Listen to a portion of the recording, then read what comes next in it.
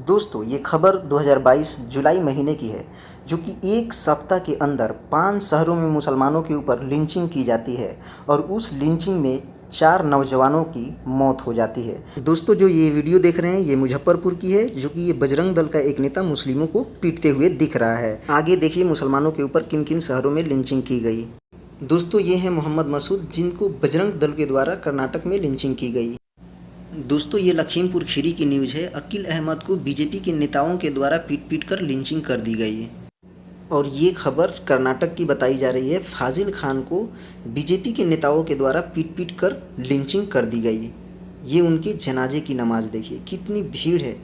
मतलब एक दहशत का माहौल हो गया है कि आए दिन मुसलमानों का लिंचिंग हो रहा है और मोदी जी की नज़रों में हो रहा है, मोदी जी देख रहे हैं। घड़ी चोरी के मामले में 9th क्लास के मुस्लिम छात्रों को हिंदू टीचरों द्वारा इतना पीटा गया कि उसकी मौत हो गई। दोस्तों आपने इस वीडियो को देखा, कितना दर्दनाक ये वीडियो है। दोस्तों ये 2022 जुलाई महीने की है, ठीक है। सिर्फ एक वीक में, सिर्फ एक सप्ताह के अंदर 5 शहरों में मॉब लिंचिंग की जाती है मुसलमानों के ऊपर, और 5 शहरों में मॉब लिंचिंग की जाती है जिसमें 4 नौजवानों की मौत हो जाती है, और ये भगवा आतंकवादियों के द्वारा किया जाता है।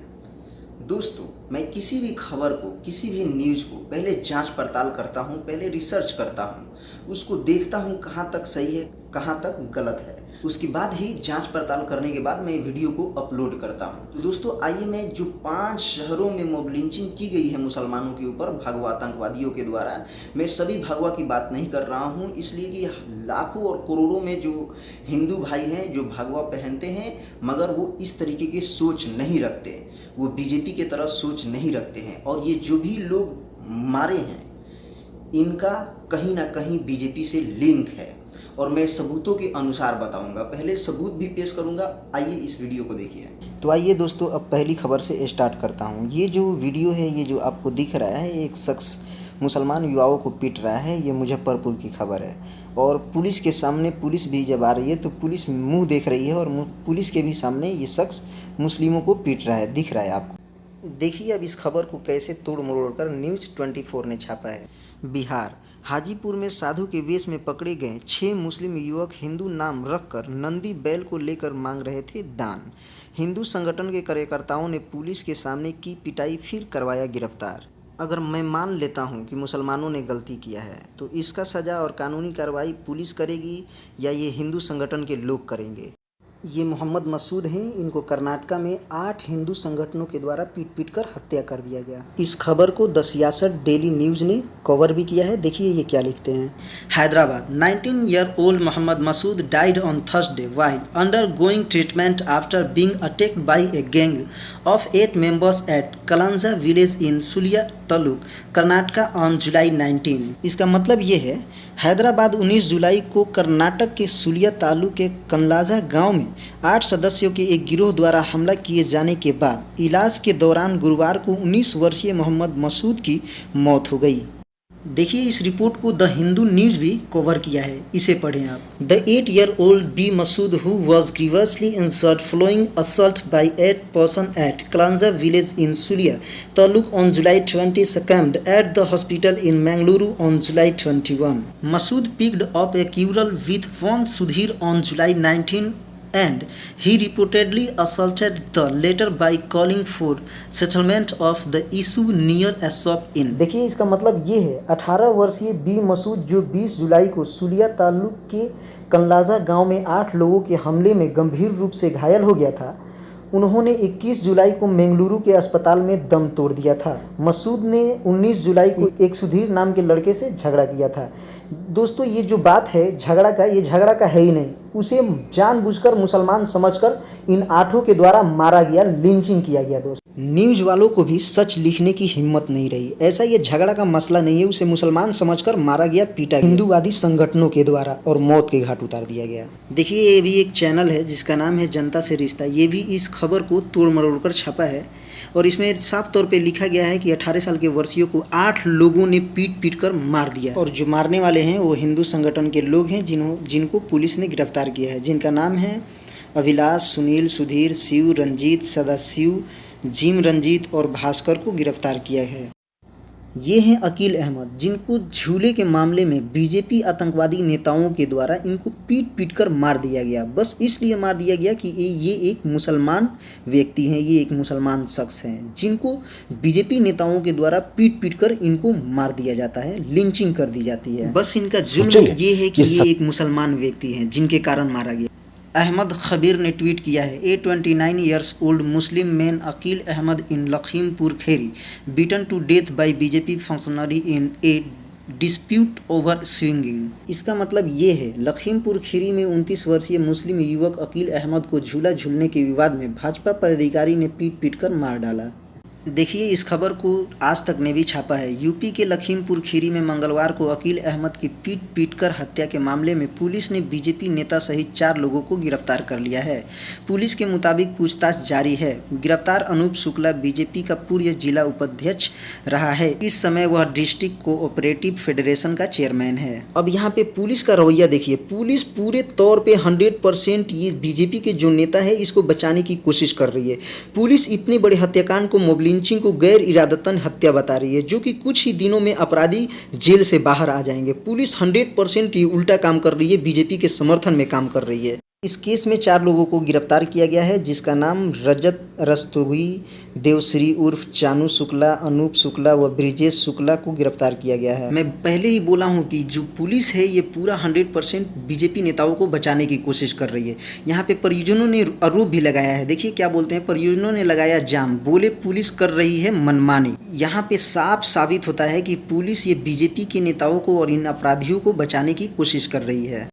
इस खबर को बहुत सारे न्यूज़ चैनलों ने भी छापा है, आप खुद पढ़ सकते हैं और समझ भी सकते हैं। ये हैं फाजिल खान, जिनको हिंदू कट्टरपंथियों द्वारा लिंचिंग कर दिया गया।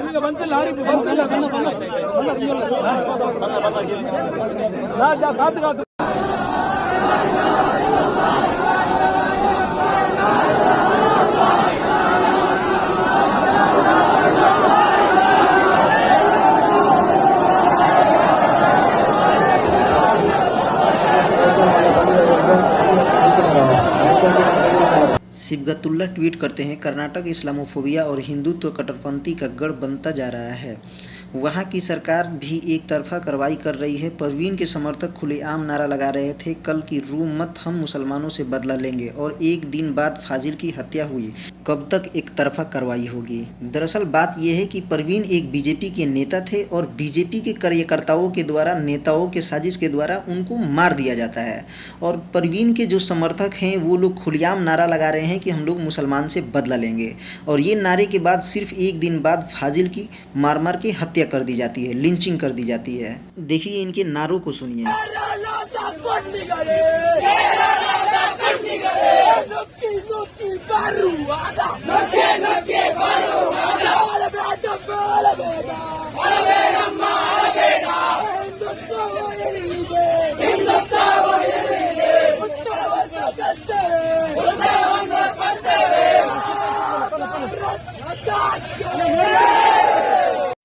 देखिए एएनआई ने इस रिपोर्ट को कैसे एक तरफा छापा है। देखिए ये क्या लिखता है, बीती शाम एक मारपीट का मामला सामने आया। बताइए, इसे एएनआई ने मारपीट का मामला बता रहा है, जो कि मारपीट का मामला है ही नहीं।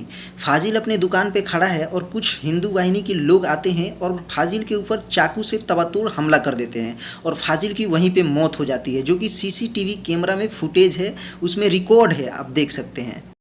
देख रहे हैं आप, फाजिल यहाँ पे खड़े हैं और कुछ हिंदू वाहिनी के लोग इधर से दौड़ के आ रहे हैं और दौड़कर इस दुकान में घुस रहे हैं। जो फाजिल का दुकान है, दुकान के अंदर घुस रहे हैं, ठीक है।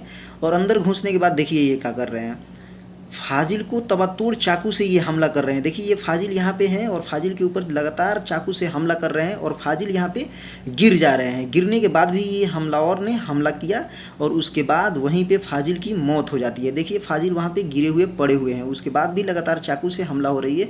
और उसके बाद फाजिल को गिरने के बाद देखिए ये सारे बीजेपी के कार्यकर्ता कैसे भाग रहे हैं, वो देख रहे हैं, दौड़ के भाग रहे हैं और सारे भाग गए। अब देखिए मैं एएनआई का रिपोर्ट पढ़ रहा हूँ। बीती शाम एक मारपीट का मामला सामने आया है, जिसमें फाजिल नाम के एक शख्स की मौत हो गई है। उनके अंतिम संस्कार की विधि संपन्न हो चुकी है। स्थिति शांतिपूर्ण है। हमारे अधिकारी जांच में जुटे हैं। हमारे पास सीसीटीवी फुटेज है। हमें सभी फुटेज की जांच करनी होगी। एडीजीपी आलोक कुमार, कर्नाटक। इस सीसीटीवी कैमरा के फुटेज में साफ साफ अपराधी दिख रहे हैं। अगर पुलिस चाहे तो उन्हें पकड़ सकती है, मगर क्या करे, सरकार के इशारे पे ये लोग काम कर रहे हैं। पुलिस के द्वारा ये बताया जा रहा है कि इस अपराध को अंजाम देने के लिए एक वाहन का भी यूज किया गया है। अब देखिए अपराधी को कब तक पुलिस पकड़ती है। घड़ी चोरी के इल्ज़ाम लगाकर भागवत टीचरों ने मुस्लिम छात्र होने के कारण उनको पूरा पीटते हैं, पीट पीट कर मौत के घाट उतार देते हैं। आइए इनके अब्बू क्या कहते हैं उनको सुनिए। इन लोगों ने मेरे बच्चा को इतना मारो। किसने किसने पीटा था? प्रभाकर और शिव कुमार और एक और है विवेक। इन 3 लोगों ने 1-1.5 घंटा बंद करके मेरे बच्चा की दोनों। जब वापस घर आया तो बच्चे ने क्या बताया था? मेरे बच्चा नहीं स्कूल है, मैं बताऊं तो हम ते फोन करो कि पापा हम पे बहुत मार पड़ रही। मैं कि मृतक का नियमानुसार पंचनामा करके पोस्टमार्टम की कार्रवाई कराई गई और पोस्टमार्टम रिपोर्ट के अनुसार शरीर पर किसी भी प्रकार की चोट के निशान नहीं पाए गए हैं तथा मृत्यु का कारण क्रोनिक लंग डिजीज है। इस प्रकार पिटाई और मारपीट से मृत्यु की बात असत्य पाई गई है। जैसे कि आपको पता ही है कि पुलिस बीजेपी के इशारे पे काम कर रही है और कातिलों को बचाने की कोशिश कर रही है, जबकि उनके पिताजी बता रहे हैं कि पीट पीट कर हत्या कर दी गई। दोस्तों आपने इस वीडियो को देखा, कितना दर्दनाक वीडियो है। आप सोच रहे होंगे कि लिंचिंग कौन कर रहा है। आप ये देखो कि इसका समर्थन कौन कर रहा है और कहाँ से समर्थन मिल रही है और कौन कौन से इसमें लोग हैं जो पकड़े जा रहे हैं तथ्य और सबूतों के आधार पे। कौन आप सोच रहे होंगे कि ये लिंचिंग कोई आम इंसान कर रहा है। ये आम इंसान नहीं कर रहा है, ये करवाया जा रहा है।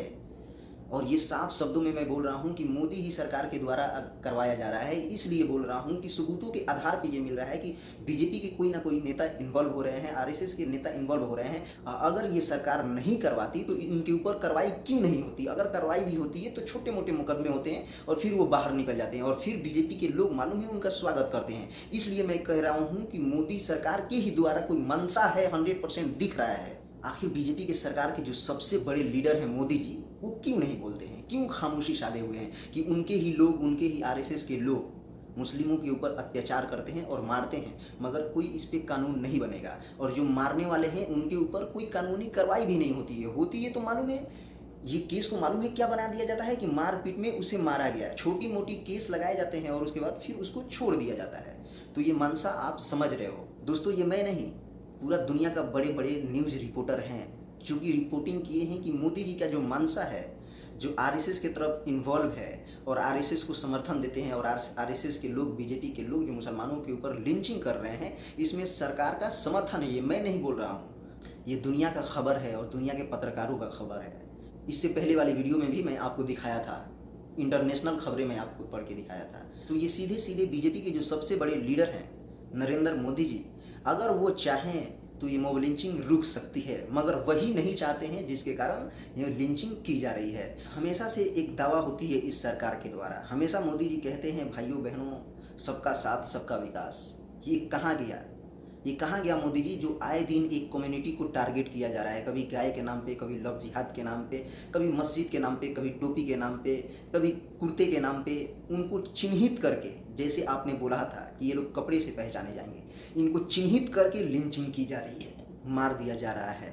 और मारने के बाद कोई कानूनी कार्रवाई नहीं हो रही है, छोटी मोटी कानूनी कार्रवाई हो रही है। तो मोदी सरकार से मैं ये इल्तिजा करूँगा, ये साजिशें, ये मुसलमानों का कत्लेआम, ये सारे आपके नज़रों के अंदर है। अगर आप चाहें तो रुक सकता है मोदी जी। अगर ऐसे ही हमारे देश के हालात रहे हैं, हिंदू और मुसलमान, मुसलमान हिंदू को लड़ाया जाए और हमेशा ऐसा मंशा रखा जाए, तो हमारा देश कभी विकास नहीं कर सकता, हमारा देश कभी आगे नहीं बढ़ सकता, हमारा देश कभी सुपर पावर नहीं बन सकता, हमारा देश कभी डिजिटल इंडिया नहीं बन सकता। ये मेरा वादा है, कभी नहीं बन सकता मोदी जी जब तक आप इन गद्दारों को समर्थन देते रहेंगे। तो हमारा गुजारिश है कि आपके नज़रों के सामने हो रहा है, इसको रोका जाए। जब तक नहीं रोकेंगे, आप संसद भवन में अगर एक बार बोल दें कि अगर एक भी लिंचिंग होती है तो उनके ऊपर कड़ी से कड़ी कार्रवाई होगी और कोई कानून लाए कि लिंचिंग करने वालों को ऐसी सज़ा दी जाए कि वो सज़ा से डरे।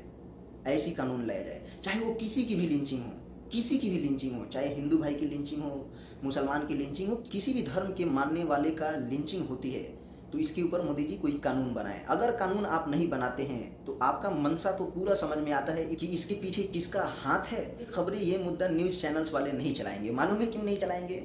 इसलिए नहीं चलाएंगे कि वो मोदी जी के लिए काम करते हैं। गोदी मीडिया है और गोदी मीडिया को पूरा भारत जानता है, भारत छोड़ो पूरा दुनिया जानता है कि कौन कौन सा न्यूज़ चैनल्स हैं जो गोदी मीडिया है और वो मोदी जी के समर्थन में काम करती है। उनको मुद्दा से कोई मतलब नहीं है, बस हिंदू और मुसलमान, मस्जिद, मंदिर, पाकिस्तान, हिंदुस्तान, इसी पे चर्चा करना है। हमारे देश के ऊपर कब्जा हो रहा है, चाइना कब्जा कर रहा है, आए दिन कब्जा कर रहा है और बस्ती भी बसा लिया है, गाँव भी बसा लिया है। उस पर चर्चा नहीं होगा।